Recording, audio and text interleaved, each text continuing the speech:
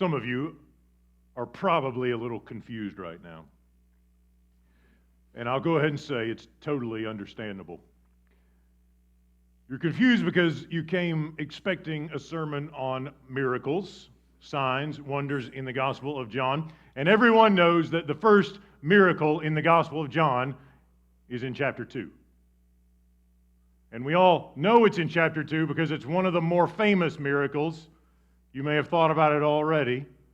It's the one where Jesus takes a whole bunch of water and transforms it into a whole bunch of wine. And you're thinking, I came expecting to hear about the wine in chapter 2, and all I got is a big chunk of chapter 1. What's the deal? I'm confused. Well, there are two things that may help relieve some of the confusion. Number one, we'll talk about the wine next Sunday. So you got to come back for that. Number two, there actually is a miracle in chapter 1, even if it isn't called that. In fact, there are two. We can call them the miracles before the miracles, the signs and expressions of power that God displays before we get into the miracles of Jesus in the narrative of the gospel. And we need to spend some time wrestling with the miracle before the miracles, the power that comes before the signs and wonders, so that we'll be ready to hear what Jesus has to say, and so that our eyes will be prepared to see what He wants us to see in the deeds of power that He performs in the pages of this gospel. We've got a little work to do up front. And if we wrestle with the reality that we find in chapter 1, and this original miracle, as I like to call it, we'll begin to discover the reality, the principle that we'll need for the rest of the gospel, all of the miracles, the signs and wonders. And that is this: what you see depends on whose you are. What you see when you see the signs and wonders of Jesus is more about who you belong to than anything else. And that'll play out all through the gospel. And it's a point that gets introduced and rises to the top in these first 18 verses of John chapter 1. The point begins to be evident in verse 10. If you have a Bible, drop your finger in the middle of that opening passage that we just read, John 1, verse 10, where John says, He, and we know we're beginning to realize he's talking about Jesus, even though he hasn't named Jesus yet, but the Word made flesh, the one who's coming into the world, the light that shines in the darkness, is Jesus. And John says in verse 10, He was in the world, and the world came into being through Him. Talk about that in a minute. He came to what was His own, and His own people did not accept Him, but to all who received Him, who believed in His name, He gave power to become children of God, who were born not of blood or of the will of the flesh or of the will of man, but of God. And John is introducing this contrast, isn't he, between those who see Jesus and reject Him. He came to His own, but His own did not receive Him. It's one side of the contrast. And then there's the other side of the contrast. There are those who see Him and hear the good news and hear what He has to say, who hear His teaching and receive it.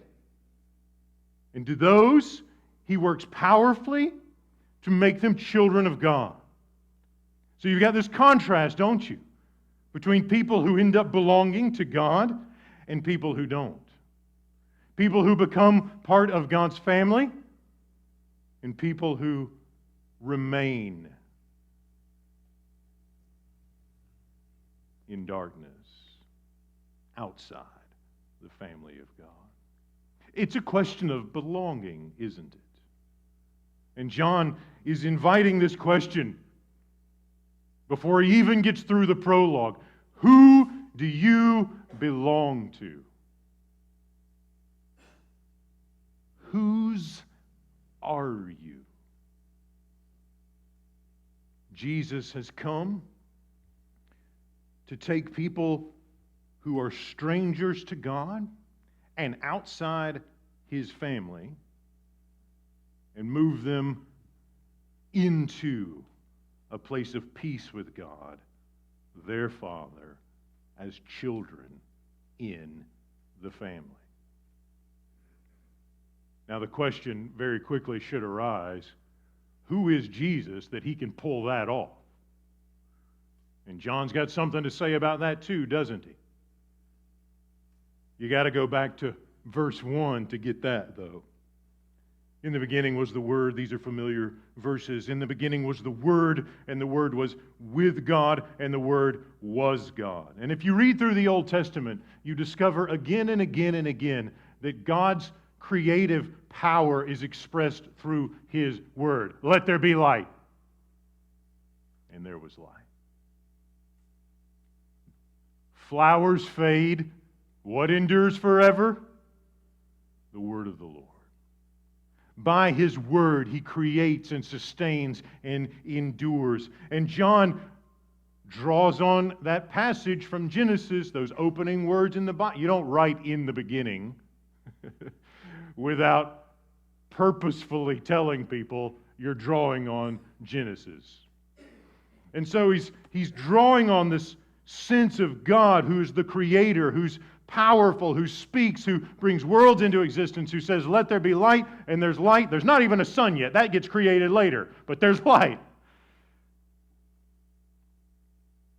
Who forms planets, who creates the elements, who brings them together in just the right mixture of beryllium and helium and all the other ones that I don't remember. Who fine-tunes all of those things and brings it forward so that you may have life. It's the stunning power. Every so often I'll scroll through social media and someone will say, hey, the telescopes in space have a new picture. And there it'll be. And it's this spectacular, amazing image of the galaxies. We think of space as this cold, dark place, but every time NASA comes home with a picture, it's this brilliant, colorful, spectacular image, isn't it? And God, who has made things we've not even captured on film yet, with all of His just that stunning power, that creative power, John says, is embodied in Jesus. Because Jesus is deeply associated in mysterious and surprising ways with the Creator. How does he put it? In the beginning was the Word was with God, and the Word was God. Now, this is something I pull out in confirmation class sometimes to try to help the students understand this. If I were to come up to you and say, hi, I'm Matt, and I'm with Matt, you'd probably be calling the guys with white coats. Not sure about this guy. Maybe needs a little attention. There's some psychiatrist out there who can help.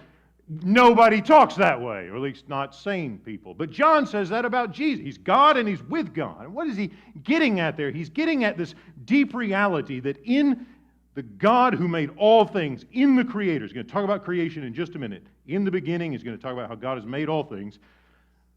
But between the Creator and the man we know as Jesus, there is deep unity. The Word was God. At the same time, there is distinction. We can differentiate between the two. It's a mystery. We're not altogether sure how to articulate it, and even if we could, it would probably belittle the reality. But the thing that John is trying to say, when we laid eyes on Jesus, when we saw his works of power, when we saw the things that he did, the words that he spoke, we saw God before us. The Word was God. They share essential being. The Word was with God. There is a distinction. And that became the scriptural basis for our doctrine of the Trinity. Three gods who share one being, who are distinct in person, who exist forever in a relationship of self-giving love, perfect self-giving love. And John wants us to realize that that reality, that perfect triune, self-giving love, that creative love, that love through which all things came into being, the Crab Nebula and you, is present in Jesus to make you a child of God.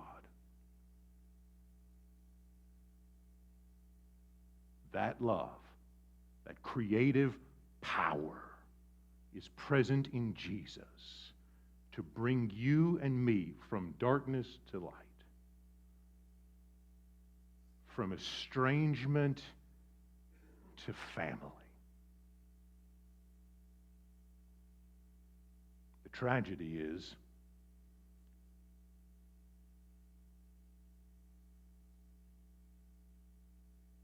he came to his own, and they did not accept him. It's a good reminder that Jesus isn't looking for slaves. Jesus isn't out to coerce you. He's not going to make you do what he wants. But he does offer an invitation. And he does give the power that is required to accept it.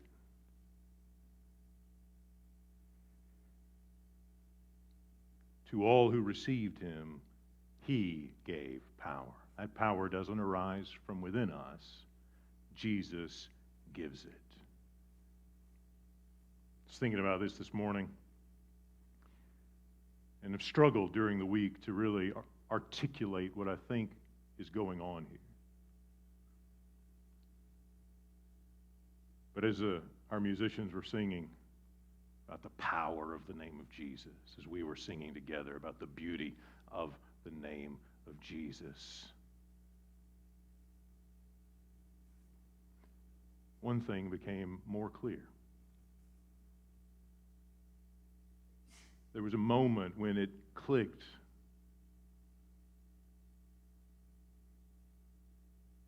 And I began to realize through the kindness of Jesus that all of the power, that stunning, unimaginable power that God has worked to create things for his pleasure that we've not yet seen.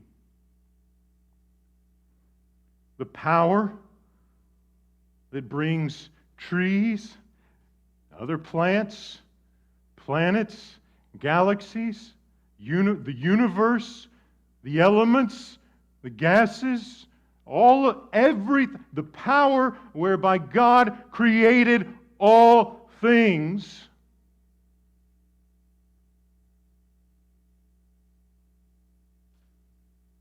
He desires to put to work in you and me. I mean, just let that sink in for a minute. The power it took to create the Milky Way.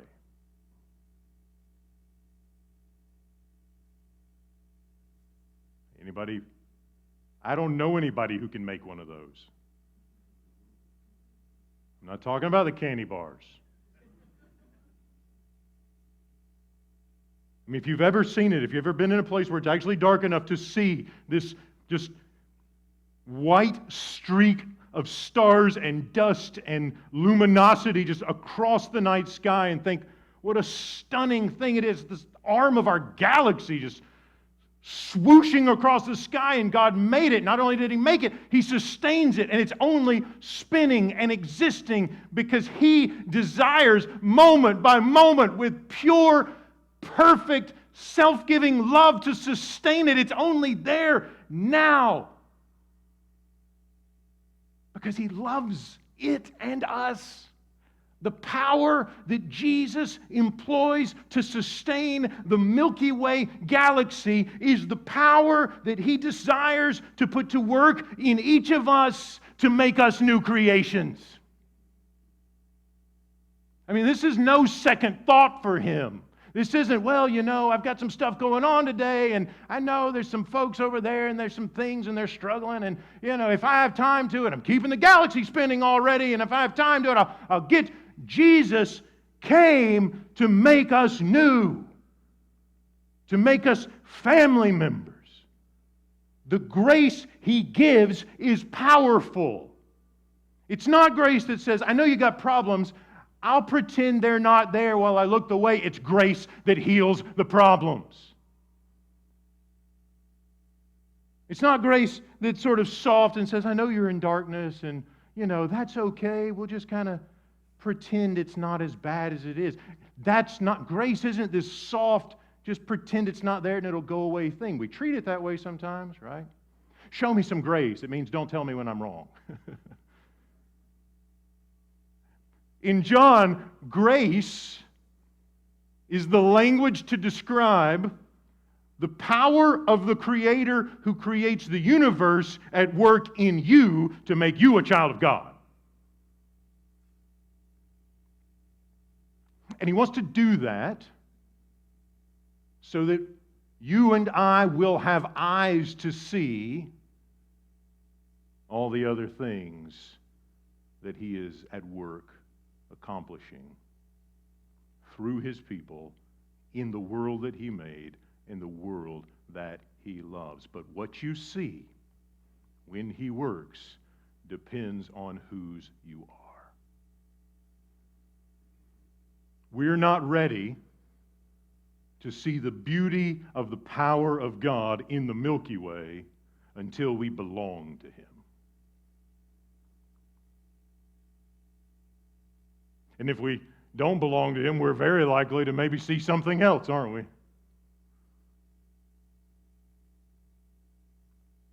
Let's give it some rational reasons. We don't need God to explain that kind of stuff. He's fine over there, if He's there. We've got a calculation. We run into that sort of thing. Creation is the original miracle. And if we belong to God and have experienced His life-giving power, His family-making power, His gracious, redemptive power, then all of a sudden we're in a position to see the stunning reality that He is the creator of all things. And if He's the creator of all things, then He has the power to work new creation in me. And not just in me, but in the world that He's made. And as we get into John's Gospel, and as we get into these signs and wonders, we'll begin to see that what Jesus is doing is saying, hey, if you want to see what the Creator, see what it looks like when the Creator starts making things new, it looks like wine at a wedding. Or it looks like loaves and fish, or it looks like lame men getting healed, or blind men being able to see. Things happening. Creation is made new. Physical bodies are restored. People have feasts. There is bounty, not scarcity. And those signs and wonders again and again, even though we struggle. And here's the thing, friends. Not all believers struggle to really handle the signs and wonders, but some do. They just didn't have an explanation, but surely there's an explanation. We struggle with it. But when we begin to experience what it means to have the power of the Creator at work in our souls, in our lives, in our bodies, then all of a sudden we begin to be able to see that what Jesus is doing is bringing the work and power of the Creator to bear in a broken world to make it new. What you see depends on whose you are. This reality plays out in the Gospel of John in different ways. We'll get into these a little more deeply in a couple of weeks, but one is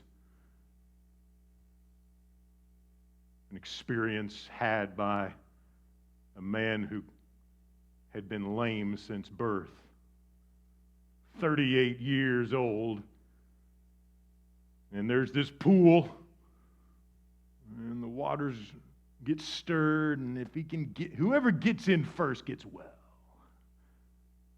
But he doesn't have anybody to help him out. And so Jesus one day comes along and says, forget the waters, get up, take your mat, and walk. And he does. And you know what happens? Some people come along. John says some of the Jewish people to whom Jesus came, instead of saying, wow, this is amazing, what is God doing? He's at work. They apparently were fine with people getting in the water to be healed, but not with Jesus doing it. What you see depends on who you are, whose you are. Jesus heals the man, and they come and say, doesn't he know it's the Sabbath? Surely you can't heal people on the Sabbath. That would just be violating the law. It's working after all. Putting that power into play. They couldn't see the new creation. They couldn't see the healing and the wholeness that Jesus was bringing because their presuppositions were not shaped by the power of the God who is making himself known in Jesus. Comes up again, chapter 9. Well-known story, man born blind. Jesus heals him. Folks come along. Same story, second verse. Who healed you? What's he doing? And these miracles evoke this antagonism, these signs and these displays of power. People are made, the guy couldn't see, and now he's walking around and he can see well. And instead of celebrating that recovery and celebrating that wholeness, there is this opposition and there is this antagonism because Jesus doesn't meet their expectations. And for John, we know chapter 1, if we've read it, we know what's going on. He's come to them, but they don't belong to him. They have not received him. They have not experienced this transformation from darkness to light, from estrangement to family reconciliation. They haven't been born of God. And if they belonged to the family, they'd be able to see what Jesus was up to. What you see depends on whose you are. This reality plays out in the 21st century in different ways too, doesn't it? One of the ways we've had some conversation around the last couple of weeks is in the alleged conflict between the sciences and the Christian faith. And one of the common things, one of the common points of disputes is the miracles. Because if you assume that this world is all there is, that the things we see and the processes we just can observe is it, and there's no supernatural God out there, then there's not really space for a miraculous demonstration of power. Because what you see is what you got. There's nothing out there to work in here. At least that's the way it's talked about.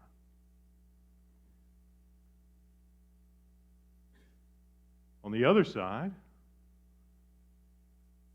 for folks who are committed to the reality that God in Christ has made all things. The natural world as we have it is not all there is. There is a supernatural reality that isn't visible to our eyes, that is at work, and that reality that is the triune God who has made all things through Jesus, the power of the Spirit. Nothing exists that He didn't create. And if that's our frame of reference, well, it may not be all that surprising for Him to show up and spit on a guy's eyes and all of a sudden he can see. After all, if He can make a Milky Way, surely He can heal that guy's eyes. And so again, and the reason I want to dig into this for a minute is because a lot of Christians struggle because we think it's obvious to us. Why is this controversial? If God can make the world, surely He can. If He can make your eyes, surely He can heal them. If He can make the water, surely He can change it into something else. It wouldn't have been there if He hadn't willed it to be in the first place. It seems obvious. The evidence is all there. Look at the heavens display the glories of God. And we have to realize it's not really a question of evidence. It's a question of presupposition and a question of belonging. If you belong to Jesus, you don't need the evidence. He's given you the eyes to see His hand at work in the world He's made. And amongst those who are militantly opposed to Him, Google New Atheists if you're not sure who I'm talking about. Science is a tool to make everybody over here look stupid. But the question isn't, where's the evidence? The question is, who do you belong to? Whose family are you?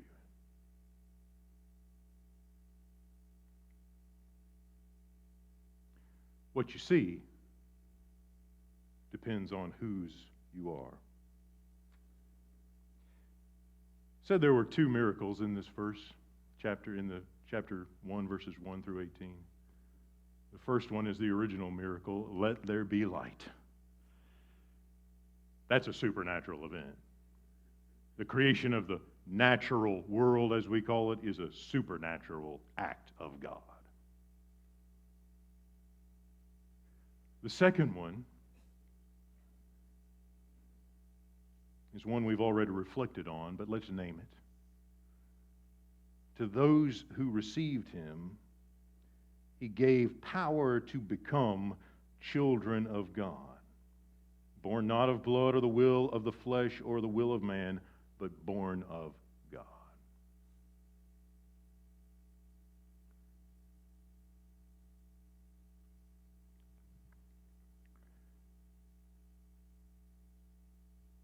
The God who performed the original wonder is the God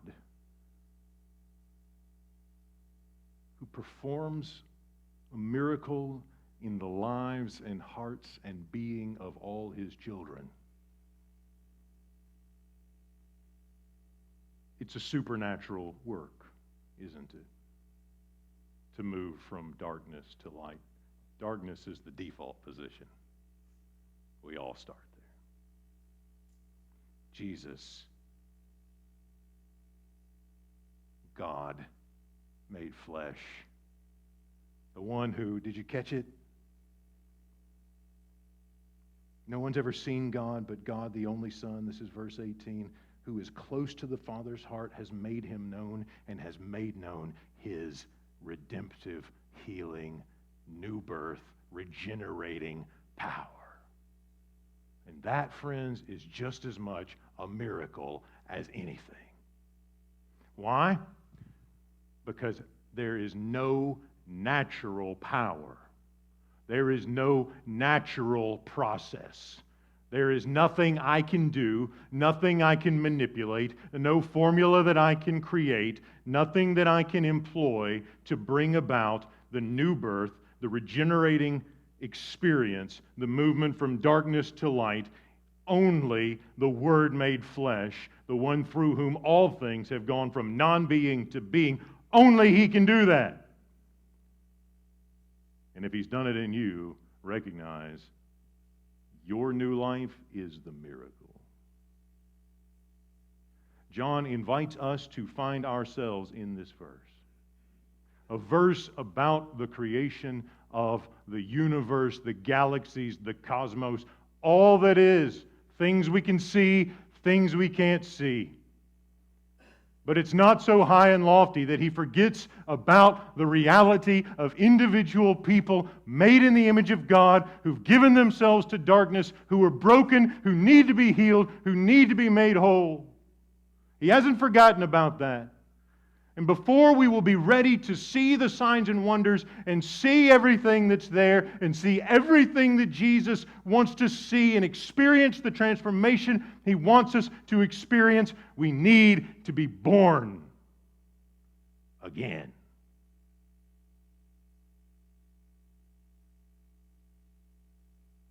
What you see depends on whose you are.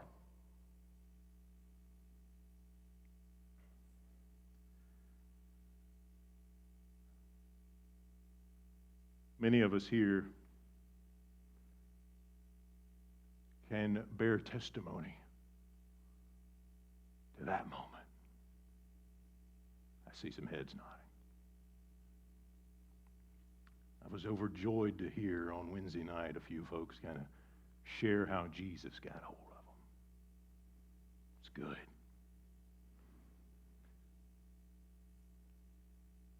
Someone here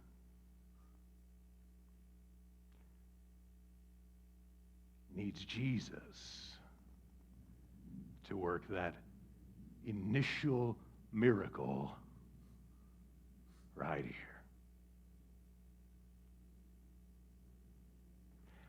If it's you, don't say no. Let me read this one more time. He was in the world. The world came into being through Him, but the world did not know Him. He came to what was His own. His own did not accept Him. That's not where you want to be.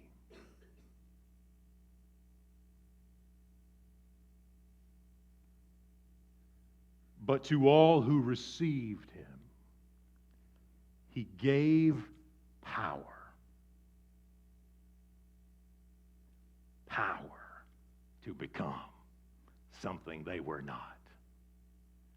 Children of God. That's where you want to be.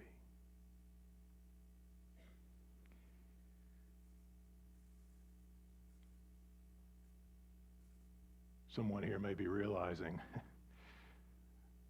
I don't belong to Him. I belong to myself or something. But I feel this pull. I feel this tug. And I think it's Jesus. And I want to be a part of the family of God.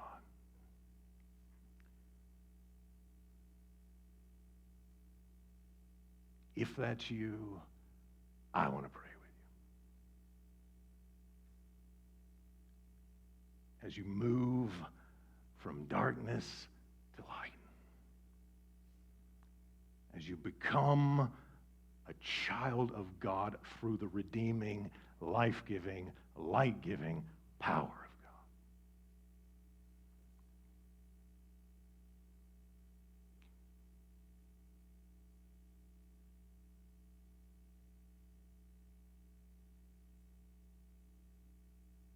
I want to issue an invitation. And it may feel really weird.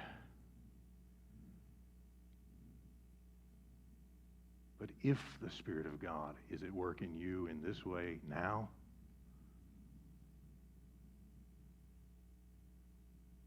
as I pray and as we pray, respond to him by coming. Take a step into a new family. And I'll be here to pray and celebrate the signs and wonders, the miracle of new birth in you.